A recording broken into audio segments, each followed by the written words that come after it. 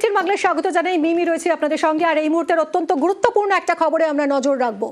রাজ্যের নতুন মুখ্য সচিব নন্দিনী চক্রবর্তী, পশ্চিমবঙ্গের ইতিহাসে প্রথম মহিলা মুখ্য সচিব। প্রিন্সিপাল সেক্রেটারি হচ্ছেন মনোজ পান্থ। মুখ্যমন্ত্রীর নির্দেশে বিশেষ পদে মনোজ পান্থ।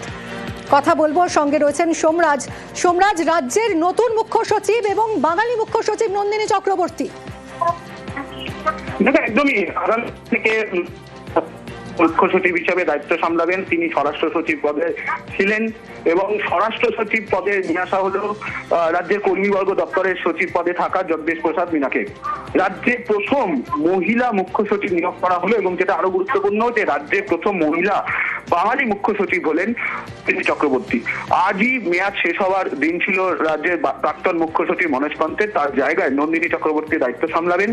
ইতিমধ্যেই দায়িত্ব দেওয়া হয়ে গেছে মনোজ পান্থের তরফে নন্দিনী চক্রবর্তীকে।